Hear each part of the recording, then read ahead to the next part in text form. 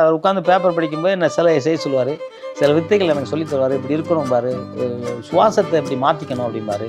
யார்கிட்ட நான் அதெல்லாம் நிறைய விஷயங்கள் அவர் எனக்கு கற்றுக் கொடுத்தாரு. அதை நான் சொல்லுவேன், சித்தர் அவர். யாரும் நம்ப மாட்டாங்க, ஆனால் அது உண்மை. கூட இருந்து ரொம்ப பழகிறவங்களுக்கு அத்தனை பேருக்கும் தெரியும் அவர் பெரிய சித்தர்.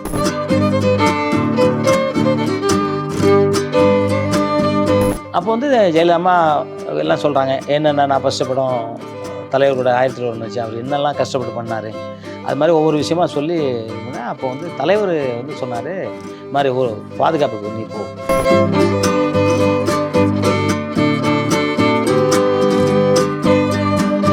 விசாரிக்கும் போது நான் தண்ணி அடிக்க மாட்டேன், டீ சாப்பிட மாட்டேன்னு தெரிஞ்சு போச்சு. அவர் இன்ஸ்பெக்டர் கொஞ்சம் நியாயமான இன்ஸ்பெக்டர். அவர் சொல்லிருக்காரு, இல்லை அந்த ஆள் மேலே தண்ணி அடிக்கிறாருன்னு நீங்கள் சொல்கிறது நான் நம்ப மாட்டேன், சும்மா அடிச்சிட்டான்னு கூட சொல்லுங்கள், கோவக்காரன். ஆனால் தண்ணி அடிச்சா சொல்லுவாங்க, இல்லை தண்ணி அடிச்சு தான் அடித்தான் அப்படின்றாங்க. உடனே ஒரு மாவட்ட செயலாளர்கிட்ட போய் அம்மா வராங்க. அம்மா வந்து சிஎம் இல்லையா வராங்க, மாலெல்லாம் போடுறாங்க. அம்மாவுக்கு பொக்கே ஒன்று கொடுக்கணும்ல, பொக்கே யார் கொடுக்கணுங்கிறது அவங்களே டிசைட் பண்ணியிருக்காங்க. எங்கள் இதில் வந்து ஒரு 150 பேர் எழுதியிருக்காங்க. என் பேர் எங்கேயோ ஒரு இடத்துல எழுதியிருக்காங்க, சும்மா எழுதியிருக்காங்க. ஆனால் அவங்க டிக் பண்ணது என் பேரை, வேறு எதையுமே பார்க்கலையா. மறைஞ்சிருக்க கூடாது அப்படிங்கிறது தான் எனக்கு ஒரு எண்ணம். என் புரட்சித்தலைவர் எம்ஜிஆர் கூட என்ன இறந்துருக்கக்கூடாதுன்னு நான் நினைப்பேன். அவங்க உணவில் கட்டுப்பாடு இல்லை, அவரும் உணவில் கட்டுப்பாடு இல்லை, அம்மாவும் உணவில் கட்டுப்பாடு இல்லை. அவர் தலைவர் வந்து கருவாடு வந்து அப்படி சாப்பிடுவார், அதனால தான் அவர் கிட்னி பாய்ச்சி. இவங்க வந்து ஐஸ்கிரீம் வந்து அப்படி சாப்பிடுவாங்க, அதனால சுகர் வந்துச்சு இவங்களுக்கு. ஸோ 2 பேருமே வந்து கொஞ்சம் அதை அனுசரிச்சுருந்தா 120 வயசு வரைக்கும் அவங்க தாராளமாக வாழ்ந்துருப்பாங்க. எனக்கு தெரிஞ்சு எம்ஜிஆர் இறந்துட்டாருன்னா நான் என்னை கூட நம்ப மாட்டேன். வெளியில் பார்க்காதவங்க 1000 சொல்லலாம், பழகினவங்களுக்கு மட்டும்தான் தெரியும் அவங்க எவ்வளோ நல்லவங்க. இல்லை நம்மளுக்கு அவங்க ஒரு அயன் லேடியாவே தானே உண்மைதான். அதே குழந்தை உள்ளேயும் வந்து குழந்தை சிங்கம் கொடூரமாக தாங்க இருக்கும், அப்படி தோணும். ஆனால் அவங்க குழந்தைகிட்ட வெளியில் சொல்கிறது எதையுமே நம்ம நம்பவே முடியாது. கூட இருக்கிறவங்களுக்கு தான் தெரியும் என்ன பண்ணுறாங்க. நீங்கள் சொன்னீங்களே இவ்வளோ அயன் இரும்பு லேடி எவ்வளோ இது பண்ணிங்களே, அவ்வளோ குழந்தைங்க அவங்க.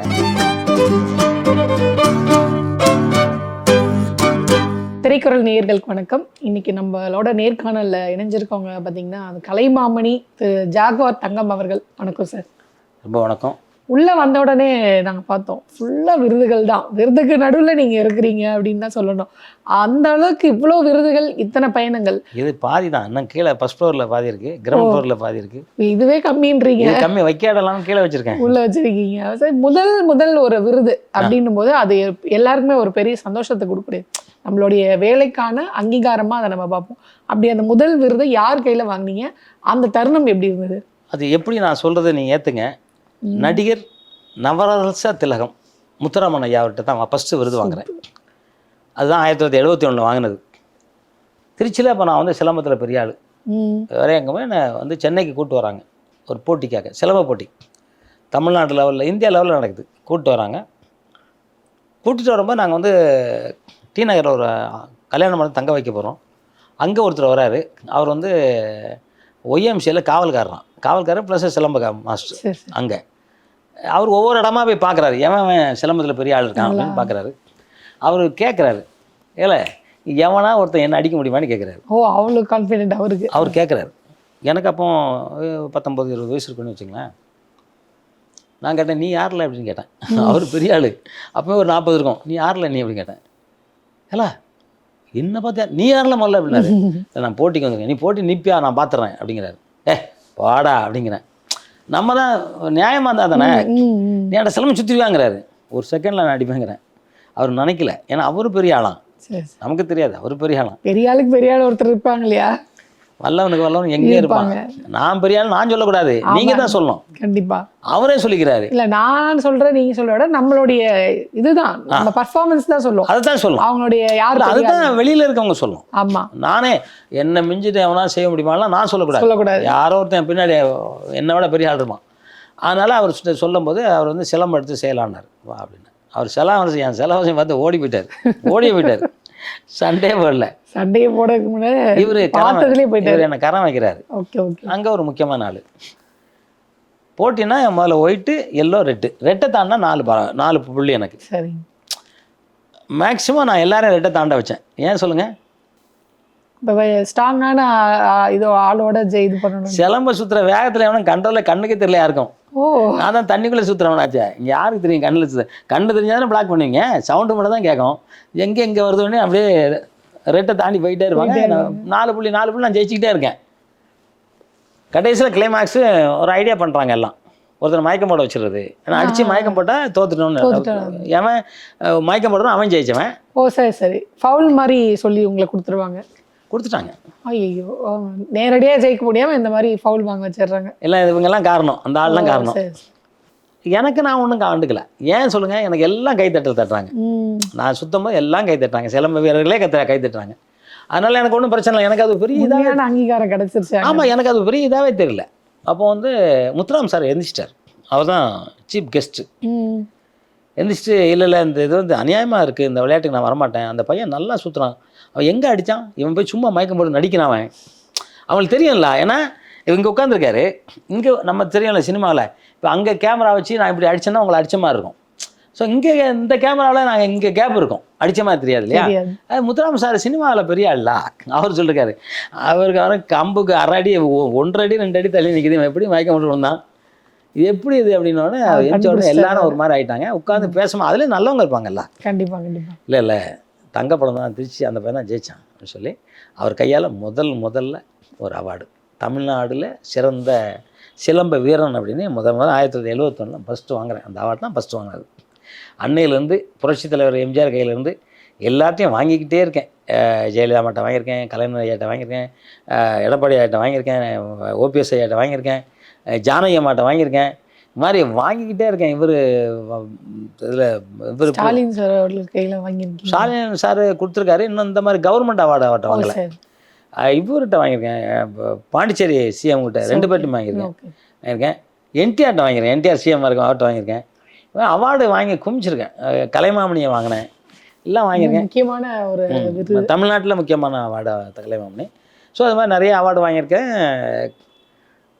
அதுக்கு உழைப்பு, ஒழுக்கம், அது 2ம் இருக்கணும். முக்கியமாக முயற்சி இருக்கணும். முயற்சி இருக்கிறது மட்டும் பயிற்சியும் இருக்கணும். இதெல்லாம் இருந்தால் மட்டும் தான் ஜெயிக்கும். அதனால தான் இன்றைக்கு வரைக்கும் முயற்சி பண்ணிக்கிட்டே இருக்கேன். உங்கள் முயற்சியும் பயிற்சியும் தான் அவங்களை வந்து இந்த அளவுக்கு கொண்டு வந்து நிறுத்திருக்கு. இப்போ பேசும்போது ஜெயலலிதா அம்மையாரை பற்றி நீங்கள் சொன்னீங்க, இன்றைக்கி அவங்களோட பிறந்த நாளும் கூட. ஸோ அவங்கள பற்றி ஒரு 2 வார்த்தை எங்களுக்காக. அவங்க பிறந்த நாள், அவங்க ஆத்மா சாந்தி அடையணும். அவங்க நிச்சயமாக சொர்க்கத்தில் போய் இருக்கணும். என்ன கஷ்டமோ நஷ்டமோ அவங்க சொர்க்கத்தில் இருக்கணும். நான் 81 அம்மா வந்து கட்சியில் சேர்றாங்க, அதிமுகவில். கலைவாணர் அரங்கத்தில் வந்து அப்போ இந்த கலைவாணர் அரங்கில் ஒரு ஆலமரம் இருக்கும், ஒரு சின்னதாக இருக்கும் ஒரு கலைவாணங்க. அது மேடையில் பேசுகிறாங்க. நான் போகிறேன், முஸ்ரிபுத்தன், கேஏகே, இது மாதிரி நிறையா மினிஸ்டர்ஸுங்க எல்லாம். நானும் ஃப்ரண்ட் சீட்டு எனக்கும், ஏன்னா நான் எம்ஜிஆர் வீட்டிலேருந்து வந்ததுனால. அப்போ வந்து ஜெயலலிதா அம்மா எல்லாம் சொல்கிறாங்க, என்னென்ன நான் ஃபஸ்ட்டு படம் தலைவர் கூட 1001 வச்சு அவர் என்னெல்லாம் கஷ்டப்பட்டு பண்ணார், அது மாதிரி ஒவ்வொரு விஷயமா சொல்லி இது பண்ண. அப்போ வந்து தலைவர் வந்து சொன்னார், இது மாதிரி ஒரு பாதுகாப்புக்கு நீ போட அப்படின்னு சொல்லி அனுப்பிச்சேன். ஏன்னா அவருக்கு தெரியும் நான் வந்து கம்பெடுத்தேன்னா என்ன ஆகும்ட்டு தெரியும். ஆமாம், அவ்வளோ சீக்கிரத்தில் அவர் வந்து ஒரு ஆளை நியமிக்கிறாருன்னா விஷயம் இல்லாமல். ஏன்னா அம்மா வந்து வண்டியில் இறங்கின உடனே நான் வந்து கம்பெடுத்த வரகரம் சுற்றுவேன், கும்பலும் இறங்கி போவாங்க, அப்படியே ஒரு புன் சிரிப்பாக சிரிச்சுட்டு போயிடுவாங்க. அதே மாதிரி இருக்கும். 1 வருஷம் கிட்டத்தட்ட அவங்ககிட்ட இருந்தேன். என்னை நல்லா கிண்டல் பண்ணுவாங்க. சினிமாவுக்கு லாக்கியே இல்லை, நீங்கள் தண்ணி அடிக்கிறதில்ல, எந்த கட்டமும் டீ கூட குடிக்க மாட்டீங்களா அப்படிம்பாங்க. இவங்களும் விஜயசாந்தி ஒன்றா சேர்ந்தோன்னா என்னை ஓட்டுவாங்க. அவ்வளோ ஜோயலாக பேசக்கூடிய ஆள். ஆமாம், நான் 3 பொது தேர்தலுக்கு நானும் விஜயசாந்தியும் பிரச்சாரம் பண்ணுங்க, அவங்க கூடவே போயிருக்கோம். ஆனால் பார்த்தா வெளியே பார்த்தா ரொம்ப ஸ்ட்ரிக்டான ஆள் மாதிரி இருக்காங்க. ஆனால் அவங்க குழந்தைங்க, வெளியில் பார்க்காதவங்க 1000 சொல்லலாம், பழகினவங்களுக்கு மட்டும்தான் தெரியும் அவங்க எவ்வளோ நல்லவங்க. இல்லை, நம்மளுக்கு அவங்க ஒரு அயன் லேடியாவே தானே உண்மைதான். அதே குழந்தை உள்ளேயும் வந்து குழந்தை சிங்கம் கொடூரமாக தாங்க இருக்கும், அப்படி தோணும். ஆனால் அவங்க குழந்தைகிட்ட அம்மாவாக தான் இருக்கும். அந்த அம்மா தான் எல்லார்ட்டையும் இருந்தாங்க. என்கிட்டலாம் உண்மையிலே நான் வந்து 10 மணி 9 மணிக்கு மேலே நானும் விஜயசாந்தியும் போவோம். பின்னாடி உட்காந்துட்டு என்னை ஓட்டுறது தான் அவங்களுக்கு வேலையே. சொன்னால் யாரும் நம்ப மாட்டாங்க. நீங்கள் வேணால் அந்த ஃபோட்டோ பாருங்கள், எங்கிட்ட சிரிச்ச மாதிரி யார்கிட்ட சிரிச்சு ஃபோட்டோ பார்த்துருக்க மாட்டீங்க. அந்த ஃபோட்டோ இருந்தால் இருக்கு. எனக்கு 2 வாட்டி கோல்டு மெடல் கொடுத்தாங்க. இன்னொரு ஃபங்க்ஷனுக்கு என்ன அவங்களே கூப்பிட்டுருந்தாங்க.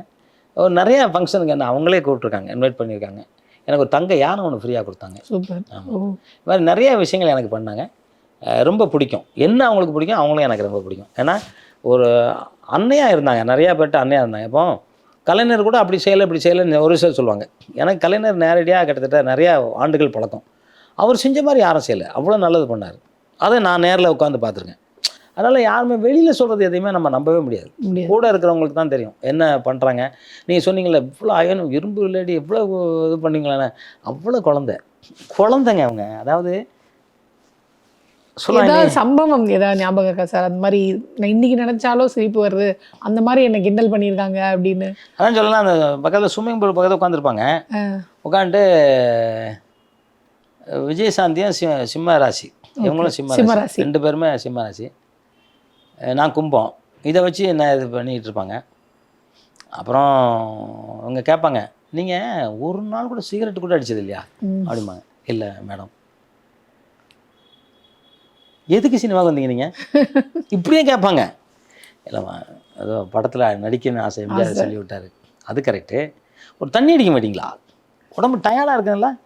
எனக்கு டயர்டாக வராது மேடம், நான் டயர்ட் ஆனதே இல்லை இது வரைக்கும் அப்படின்னேன். இவங்க சொன்னாங்க விஜயசாந்தி, இல்லைக்கா அவர் வந்து 24 மணி ஃபைட் பண்ணுவார், டயர்டாக அப்படியே ஃப்ரெஷ்ஷாக இருப்பார்.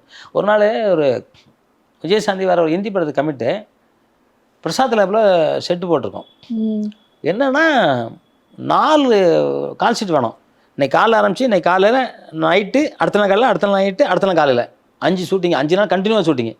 இவங்களுக்குலாம் ரெஸ்ட் கொடுத்து கேரவனை போய் தூங்க சொல்லுவேன். நான் ஒர்க் பண்ணிட்டு இது பண்ணி இவங்களுக்கு எல்லாம் டூப் போடுவேன். மற்ற ஷார்ட்ஸ்லாம் இருக்குன்னா அதை எடுத்துக்கிட்டு இருப்பேன்.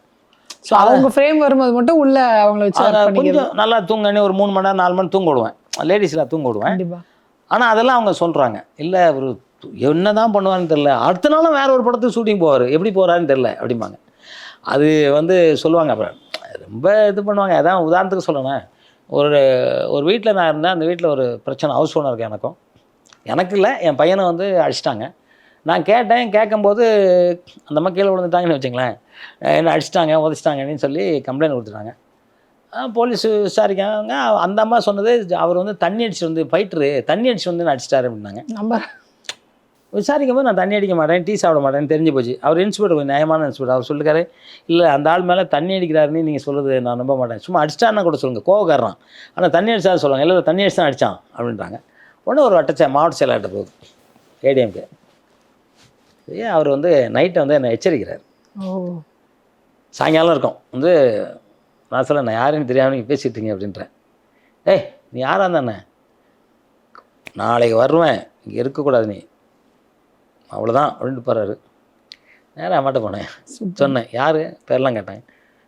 காலைல எப்போ வரேன்னாரு, காலைல சொன்னார்மா 8 மணி. சரி 4 மணிக்கு வருவார், நீங்கள் பாருங்கள்.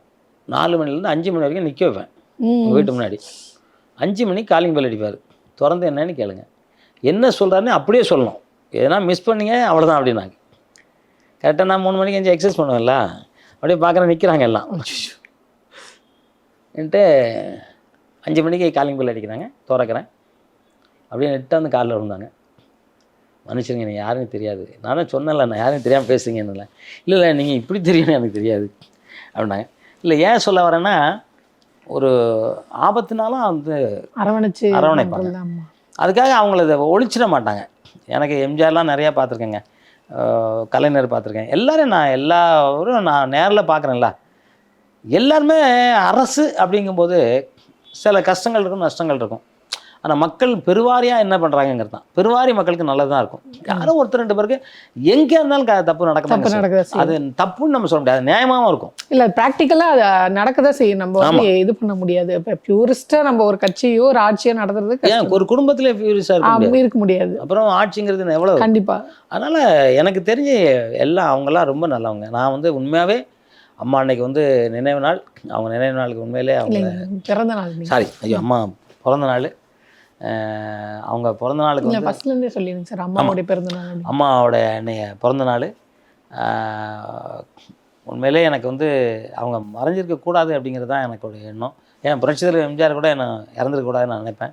அவங்க உணவில் கட்டுப்பாடு இல்லை, அவரும் உணவில் கட்டுப்பாடு இல்லை, அம்மாவும் உணவில் கட்டுப்பாடு இல்லை. அவர் தலைவர் வந்து கருவாடு வந்து அப்படி சாப்பிடுவார், அதனால தான் அவர் கிட்னி பாதிச்சு.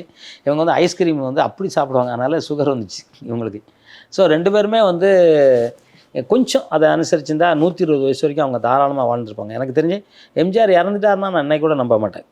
ஏன்னா அவரோட படங்கள் பார்க்கும்போது, நேற்று கூட 1001 படம் பார்த்தேன் நேற்று, இவர் இப்படி இறந்தார் அப்படின்னு எனக்கு எனக்கு நமக்கு ஒரு அறிவு இருக்குல்ல, இத்தனை வயசில் இறந்துருவாங்கன்னு தோணும் இல்லையா? இப்போ சதாவாக ஒரு 120 வயசில் எல்லாருக்கும் மரணம் வரும் அப்படின்னு சொல்கிறாங்க, நம்ம சாஸ்திரங்கள்லாம் சொல்லுது. அதையும் தாண்டி வாழ்கிற சித்தர்கள் இருக்காங்க, 200 வருஷம் 300 வருஷம். ஏன் திருமலர் வந்து 6500 வருஷம் 500 சில்லற வருஷம் வாழ்ந்துருக்காரு. போகர் வாழ்ந்துட்டு இருக்காரு. போகர் வந்து திருமலர் வந்து 9 இடத்துல அவர் சமாதியாக இருக்கார். 9 இடத்துல அவர் உயிரோடு வந்து சமாதியாக இருக்கார் இல்லையா?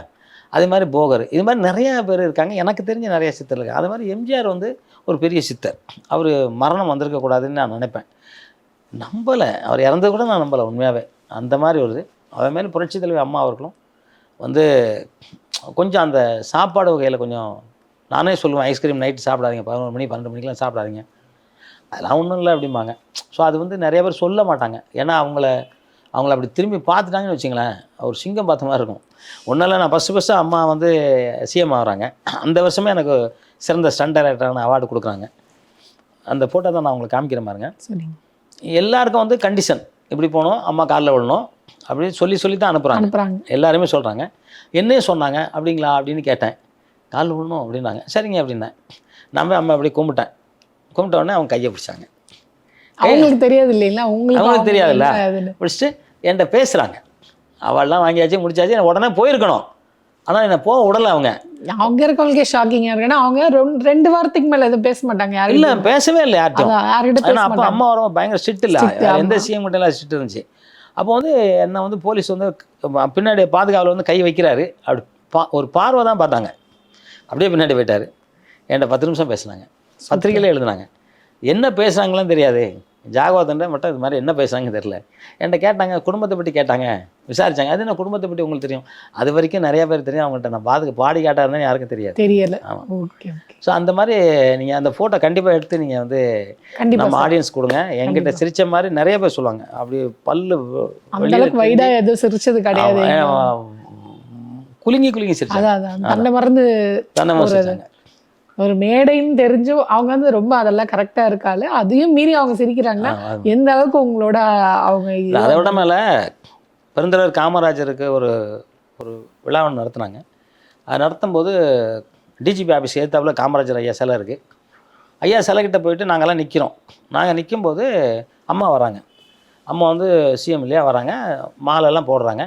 அம்மாவுக்கு பொக்கே ஒன்று கொடுக்கணும்ல. பொக்கே யார் கொடுக்கணுங்கிறது அவங்களே டிசைட் பண்ணியிருக்காங்க. எங்கள் இதில் வந்து ஒரு 150 பேர் எழுதியிருக்காங்க. என் பேர் எங்கேயோ ஒரு இடத்துல எழுதியிருக்காங்க, சும்மா எழுதியிருக்காங்க. ஆனால் அவங்க டிக் பண்ணது என் பேரை, உங்கள் பேர் தான், வேறு எதையுமே பார்க்கலையா, டிக் பண்ணிட்டுருக்காங்க. எல்லாருக்கும் சாக்கு. ஏன்னா எல்லாம் பெரிய பெரிய தொழிலதிபர்கள். நான் சாதாரண ஒரு ஸ்டண்ட் மாஸ்டர்.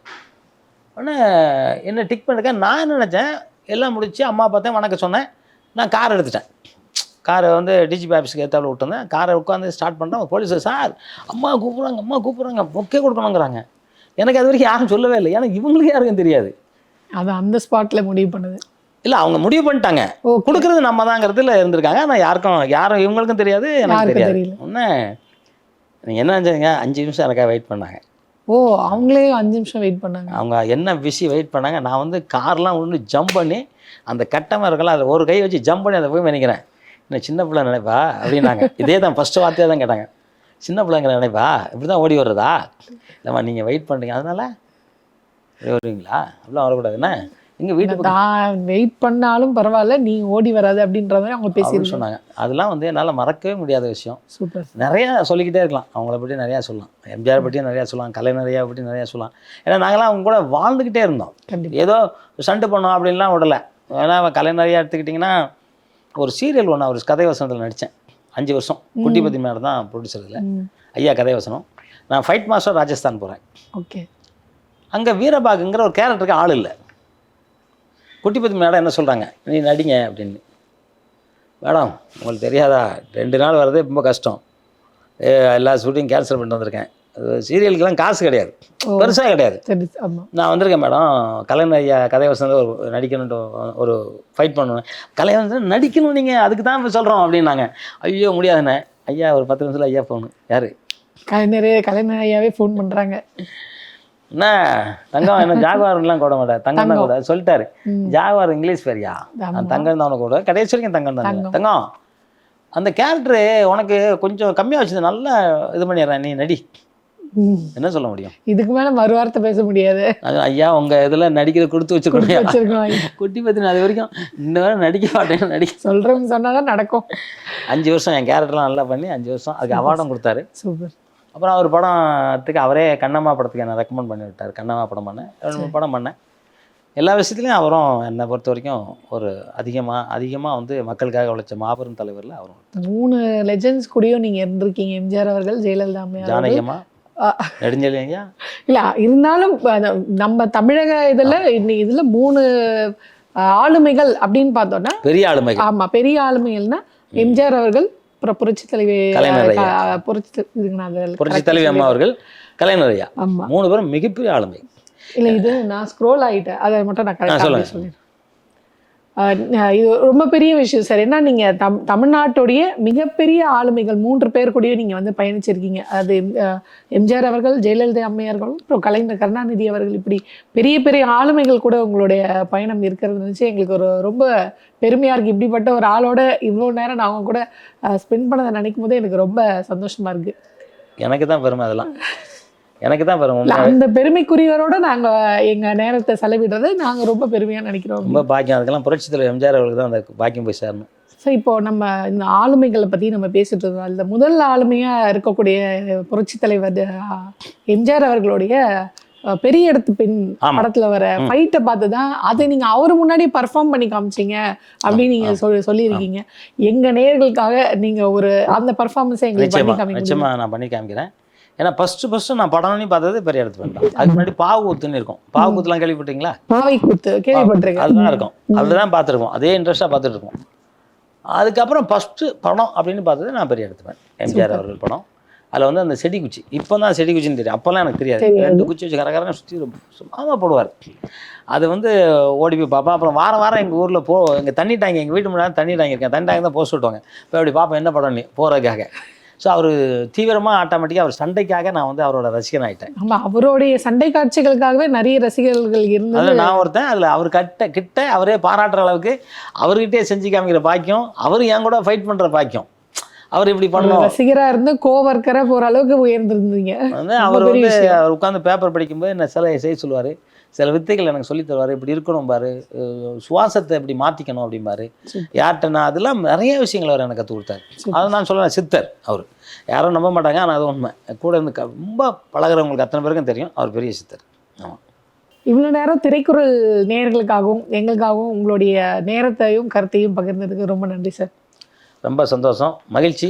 நீங்கள் வந்து திரைக்குறள் நேயர்களுக்காகவும் எவ்வளோ தூரம் நீங்கள் கேட்டு நீங்கள் அவங்களுக்காக கேட்டீங்கிறத விட என்ன வந்து திருப்பியும் அப்போ இவ்வளோ பெரிய ஆளுமை கூட நான் இருந்தேனாங்கிறத என்ன திருப்பியும் ஒரு ஞாபகப்படுத்தி, எப்பவும் சொல்லுவாங்க 60 வயசுக்கு மேலே கிழமை அப்படின்னு சொல்லுவாங்க. 60 வயசு ஆயிடுச்சுனாலே ஒரு கிழவர் போயிட்டுருக்காரு, ஒரு கிழவர் நடந்துக்கிட்டு இருக்காரு அப்படின்னு சொல்கிறத விட்டு, நான் 72 வயசு தாண்டியும் நான் வந்து இளமையாக இருக்கிறதுக்கு காரணமே முயற்சியும் பயிற்சியும் ஒழுக்கமும் தான்.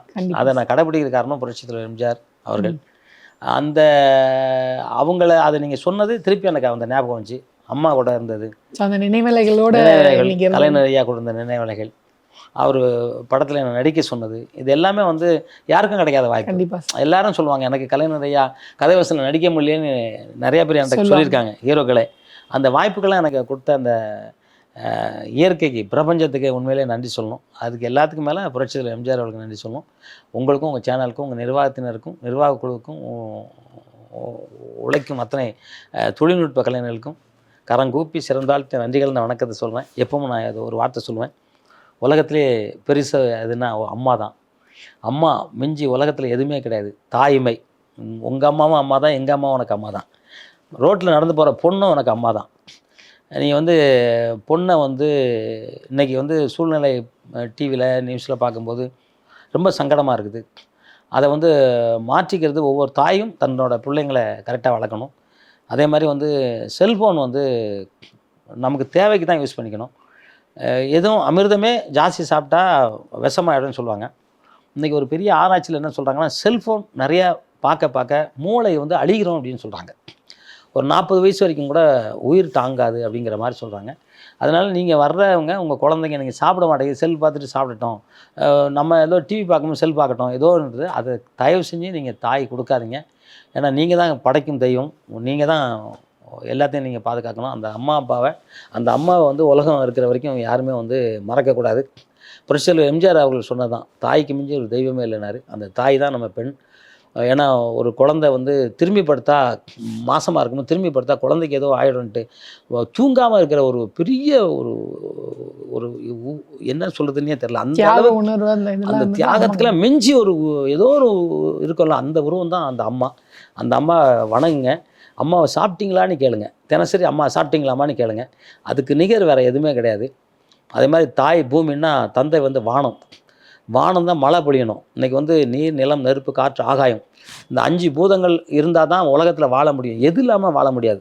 அதே மாதிரி தந்தையும் இல்லைன்னா வாழ முடியாது. இன்றைக்கி வந்து தாய் நம்மளை இது மாதிரி 10 மாதம் சுமந்து பெற்று வளர்த்து எடுத்தாலும் நம்ம புள்ள எந்த இடத்துலையும் சரிஞ்சிடக்கூடாது. அவன் நல்லா வாழணுங்கிறக்காக தன்னோட எல்லா சுக துக்கத்தையும் எல்லாத்தையும் என்னைக்கு கல்யாணம் ஆகி குழந்தை பிறகுதோ அன்றைக்கே வந்து தந்தைங்கிறவர் வந்து தன் பிள்ளைக்கு மட்டுமே உழைக்கிற ஒரு உயிர் தந்தை. அந்த தாயும் தந்தையும் எந்த இடத்துலையும் விட்டு கொடுக்காதீங்க.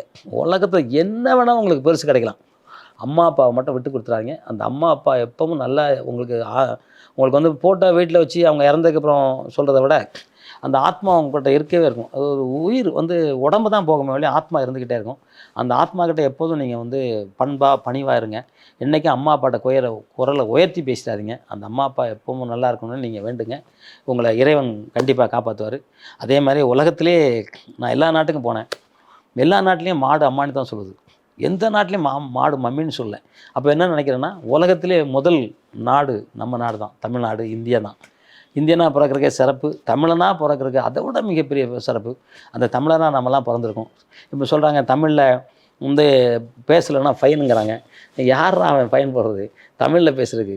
தமிழ் வந்து கடல் வந்து ஓம்னு சொல்லுது. எங்கே தமிழில் இங்கிலீஷில் போய் சொல்ல கடலை, காற்றை போய் இங்கிலீஷில் சொல்ல ஏன் மாடை எங்கள் அம்மா நீ சொல்லுத மம்மின்னு சொல்ல உன்னால் எவ்வளோ தைரியம் இருக்க? மம்மின்னு சொல்லியிருப்பாங்க உன்னோட முடியாது. அது மாதிரி தமிழை எவனும் அழிக்கிறனால அந்த தமிழை அழிக்கவே முடியாது. அந்த தமிழ் வாழ்க, தமிழ் வெல்க, தமிழன் என்றும் ஜெயிச்சே தீருவான். நன்றி, வணக்கம், ஜெய்ஹிந்த். நன்றி சார்.